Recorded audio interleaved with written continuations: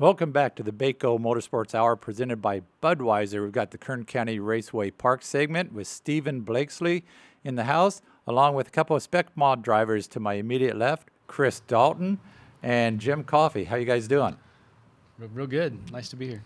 Good. Thanks for having us. Yeah. How about you, Stephen? Hey, we're good. We're coming off of an off week, and the Spec Mods haven't run for a couple of weeks, so it's going to be good to get these guys back. I think the last time they ran was at the end of June, so it's time to get some more open wheel racing going. And as you see up there, July the 26th, our Sicko lubricant late models come back for twin 35s. It's been a really good season for Brian Richardson, our points leader. Of course, he came back from that accident in the Trophy Dash on the 12th and still got the victory. So in a night where Lance Wilson kind of thought maybe he could gain some points, it ended up still working out in Brian's favor. We'll have the Spec Modifieds, and we'll talk more with these guys. Our junior and senior mini dwarfs, and then our 911 series will have their Chiefs race. And most of them are going to be like the deputy chief, assistant. We got to get the real deal, and so we're gonna have to. Whoa. Do you have the chief from the Shafter Police Department on hand? We're gonna have. That would be Brian Smith. Yes, Brian Smith will be there. Yeah, he'll probably try to start with like half a lap lead. So that's probably Brian there. Most of them though are like deputy or battalion chiefs. So we'll have to really put these guys' feet to the fire for the next time we do this. Okay, and as always, we can find updates on Kern County Raceway Park on Facebook. Yep, and this week we were doing some contests. We had some tickets for the Chris Daughtry concert that's coming up tomorrow at Rabobank Arena. So we were doing some trivia for that, and not like we're highly publicizing it, but there's a possibility they're going to be at our racetrack tomorrow just to check us out. So they were nice enough to give us some tickets to give away as well. That's good enough. And real quick, look at the points. These guys are coming up in a couple weeks. David Mayhew leading the Pro Late Models, kind of running away with that. He's only lost to Jeremy Doss the last race out. Yep. And then Johnny White, Dallas Montez, Tim Smith. And then, as we already spoke about, Brian Richardson leading Lance Wilson in the late model with rookie Buddy Shepard, still 14 years old, doing a well of a job and seemingly getting a little better every week. Yeah, he's doing great in third, and it's just he's a remarkable talent. And some of the moves he made a few weeks ago on some of those restarts really opened some eyes on what this kid is capable of. In the next division, a couple of gentlemen sitting right to my left. Chris Dalton atop the standings. Jim Coffey, Gary Dutton. He got his first win a couple of weeks ago on pavement. A good win for him. Brock Thompson and Mark Allen. And then mini stocks, you got Randy Smith, Terry Pettit, Stacy Evans, Eric Aldridge, Justin Fine. The street stocks, Perrin Kuster still holding point there. Howie Smith, interesting division with a variety of cars, and I think that's going to be a good division down the road. You got the legends, Brandon Weaver, Eddie Garoni, and those are a couple weeks out before we see them. Yeah, they come back on August the 9th for their national qualifier race. And last year we had 17 cars for that, and we're expecting more of the same with some teams out of Vegas coming. So that's one you'll want to circle on your calendar for sure.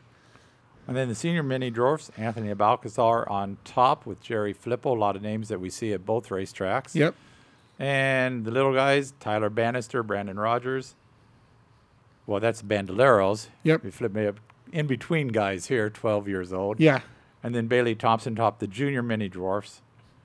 And the 911 series, as we talked about, the Shafter Police, and I'm sure Brian Smith's going to try to cheat and get a win there. So, but we'll get on to the Spec Mods, and I guess Chris Dalton started out with quite a bang, 5 straight wins. Yeah, we started out really good. We had a couple mechanical failures these last races that we were able to finish the race, but we got all new brakes on the car and hoping for a better run this weekend.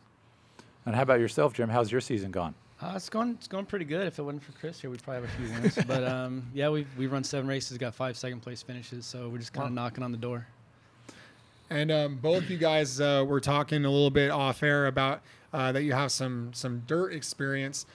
First for you, Jim, tell us about your racing background and what led you to Kern County Raceway. Well, I started racing back in probably 1988 out at the Bakersfield Speedway doing some racing with when they used to do the quads and the Odysseys and that kind of stuff with the Van Meters and the Keens and those guys.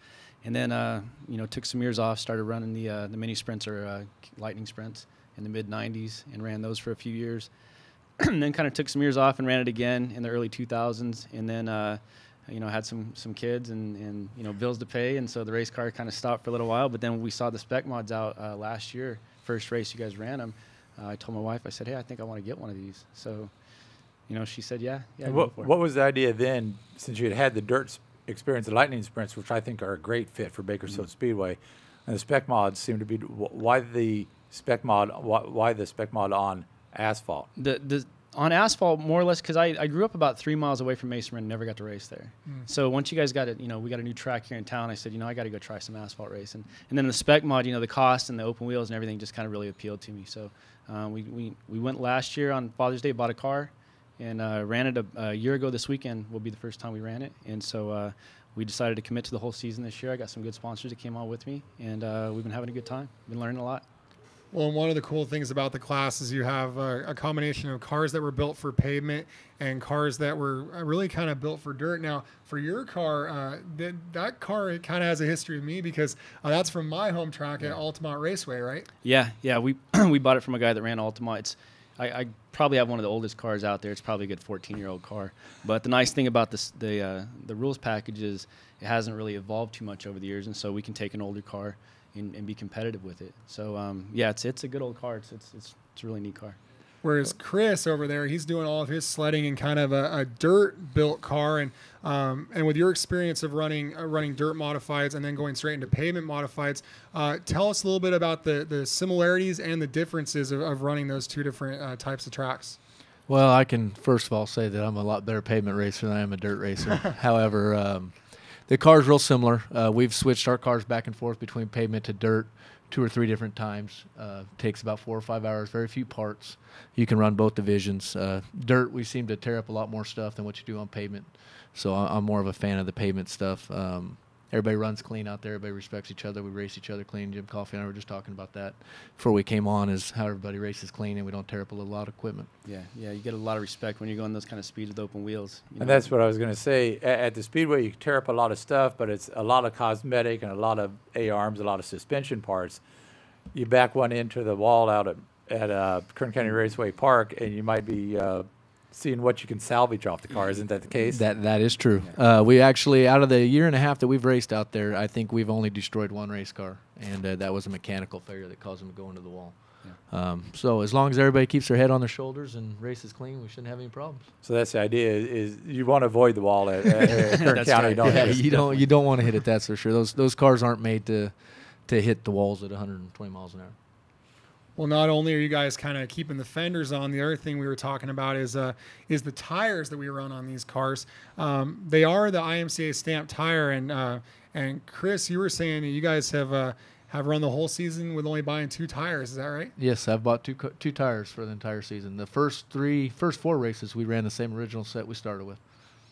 And I would imagine for you, Jim, that this probably doesn't cost a whole lot more than what you were doing on the Lightning Sprint. It's actually cheaper because I get to run here in town every week, and that's another nice thing. I can be home. Saturday night we're back home before midnight. So I used to run out of town a lot, and you want to go home till maybe 5 or 6 on Sunday morning, and so you had the travel costs and the tires were costing a lot more on those cars and everything else, the fuel, and so this is a really nice, affordable class, and it's one of the reasons I like it. Well, without a doubt, you start adding that travel cost, and a lot of guys, local racers, they just want to stay local, find a place to run. I think that's what getting this pavement track up and running has provided, a place for guys like Jim who said, hey, I never got to race there, I want to do it, and you'd go out there, and it's not that big of a deal. I mean, you tow out there, tow home. Yeah, pretty much. It's the first 3 races, I think I averaged anywhere from $300 to $350 per weekend to race. And there's not a lot of divisions or I used to race go-karts and would spend double that just for a race weekend. Yeah. So it's, to me, the Spec Modifieds are where it's at Kern Raceway Park as far as economy and overall budget. Yeah, you get a lot of bang for your buck on those cars. Well, and as far as the racing side of things go, obviously, Chris, you won the first 5 races, but you've had this black number 8 car on your tail. You guys are coming into just another race this weekend with some more cars there and some more excitement. But tell us about what it's been like between the two of you guys with your battles this year. It's I knew coming into the year, Chris won the championship last year, and I knew really who we'd be chasing right from the beginning. Oh yeah. And we started off pretty strong the first race of the year, and so it was real encouraging. We were on the right path, and we had a few some bad luck for a couple races. So didn't get to finish a few of them, but then we got back and we're starting to hit on some setup stuff. and making the car faster. So it's we're getting a lot closer. So. One thing about the division, it's a nice division, but it's been a rather slow growth. Why do you think that is, and what's it going to take to get a few more cars? It started to grow. It's kind of a month-by-month basis, but it seems to be headed in the right direction. It is headed in the right direction. And this weekend we should have over 12 cars at the racetrack. We've got some new guys coming out. We have Dylan and his brother, the Hagars, are going to be out there. We're bringing Matt Lewis from the Dirt's going to come out and try his hand in pavement. Ralph Morgan's going to be there. Another guy by the name of Anthony Barquette is going to make it this weekend. So we should have about 5 or 6 new cars there this weekend. So we should have a field of about 12 or 13. I was shocked the first race of the year that we only had 6 cars. I was totally expecting this class to come out and be 15 cars deep this year because of the cost. You can buy one of these. My teammate Brock Thompson bought his car for $10,000 and was racing, the next weekend. So the cost is there. It's probably one of the most inexpensive classes to race. I think one of the things is that maybe the speed at the track just keeps a few guys away, because there's a lot of spec mods around, obviously, at Bakersfield Speedway. They lose a lot of parts, but they get back out there.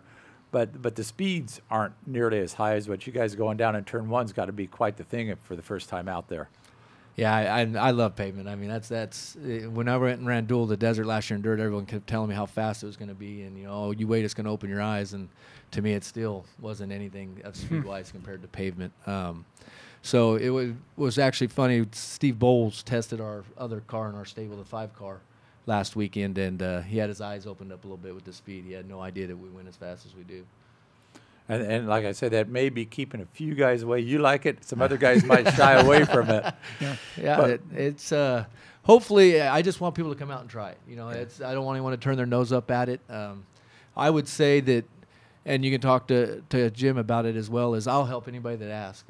I'm not big on keeping secrets or anything else. My car owner, Shane Thompson, he's given people our setup sheets before. I mean, we're out there to make sure the best driver wins, not necessarily to have the best equipment and everything else. We want a big competitive class. Yeah, okay. It's good. We've got to take a break here. I want to thank you guys for coming in, Stephen for bringing you. We'll be out there, Kern County Raceway Park on Saturday night with a couple of late model races, some spec mods. You can see if Chris Dalton can break his 0-for-2 streak. Not if I can help it. Or if Mr. Coffey can get the first win. So this is the Bako Motorsports Hour presented by Budweiser. And come back for the next segment with Auto Club Famoso Raceway.